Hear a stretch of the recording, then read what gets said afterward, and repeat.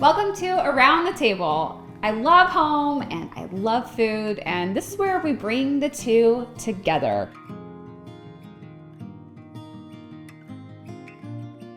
Few things bring me as much joy as going into my garden and clipping herbs for our dinner. But if you don't have a garden space, you can create a little countertop garden, which I love to do as well. It functions well, but it also looks really pretty. So find a nice sunny spot near a window and grab a few little planters, and then you can plant your herbs and pick and choose. They just add so much flavor and also beauty to your meals.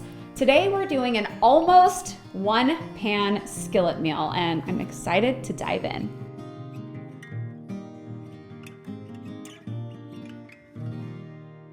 Today we're making herby chicken meatballs and rice. This is a great spring meal with lots of protein and bright, fresh flavors. First, we'll make the meatballs, stick those under the broiler, and then we'll finish it off in the skillet with rice, kale, and chicken stock. So our first step is going to be to mix the breadcrumbs and our milk, which is called a panade.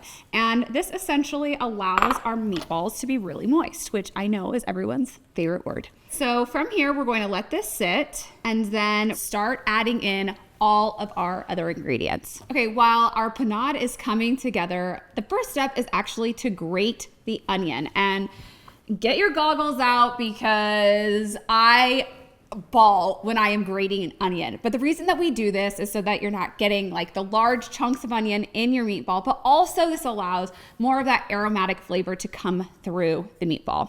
So here we go.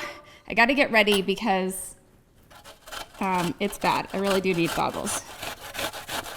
We're going to be grating half an onion, and from here we'll add that into the breadcrumb mixture, which you can see is starting to come together. So I've added my grated onion, and then I am going to crumble about 4 ounces of feta into this mixture. And then, as always, don't forget to reserve some cheese for garnishing at the very end. In this case, we're actually going to reserve about 4 ounces of cheese. So in no particular order, I'm going to add my lemon zest, my dill.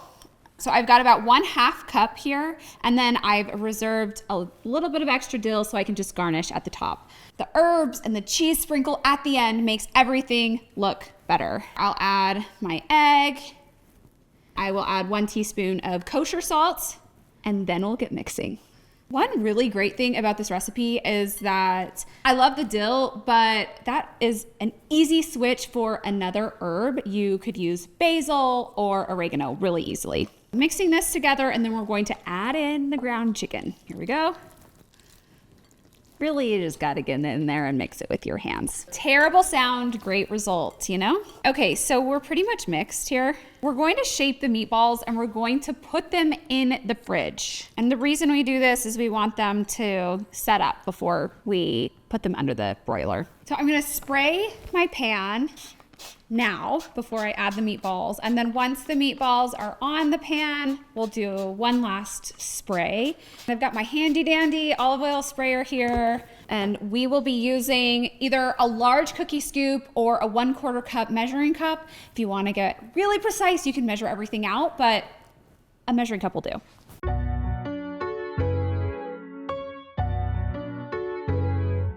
So I've made the meatballs. I'm going to put them in the fridge for about 20 minutes, and then we're going to pop these under the broiler.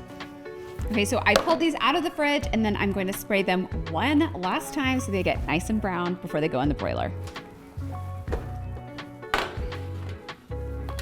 Now it's time to bring everything together in one skillet. We've got the meatballs, the rice, and the kale. I'm gonna add a little olive oil to the pan and then saute my kale and garlic together, and then we'll add the rice and the chicken stock and then place the meatballs on top of that mixture. To prevent the rice from burning, make sure that after you're done sauteing your kale and garlic that you turn your temp down to as low as it will go.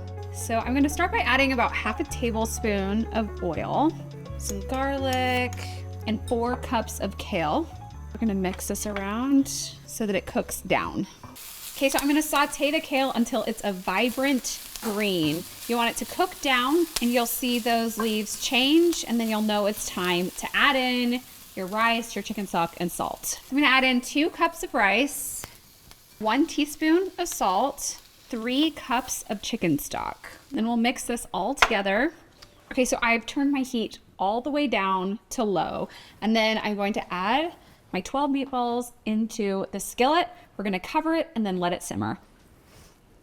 Okay, so between the prep work, the chilling of the meatballs, and then the time to simmer and bring this all together, I'd say that this takes a little over an hour. But the nice thing is that, you know, while the meatballs are in the fridge and then while it's simmering, at least for the first part, you can go and do other things. And I love efficiency and I love to multitask, so this recipe is ideal. We'll add this lid, and one thing I love about a skillet recipe such as this is that you get this nice steam and everything's cooking, and then it feels like this big reveal. It's like a before and after of, you know, your kale, your rice, and the meatballs coming together. The steam rises, and then you can actually just pick it up and serve it in the skillet directly on the dinner table, and it presents beautifully. Everything is cooked. I'm gonna do the big reveal. That steam, we've got the kale, the rice, the meatballs, and then we're gonna bring it over here and plate it. Plating this is so easy. We're going to scoop in the rice and kale and add about 2 meatballs per plate. And then kind of spread this around. I did a very generous portion. And then we will finish it off with some feta, dill, and a squeeze of lemon. A sprinkle of feta, fresh dill. I hope this meal finds its way to your table soon, and we'll see you around the table next time.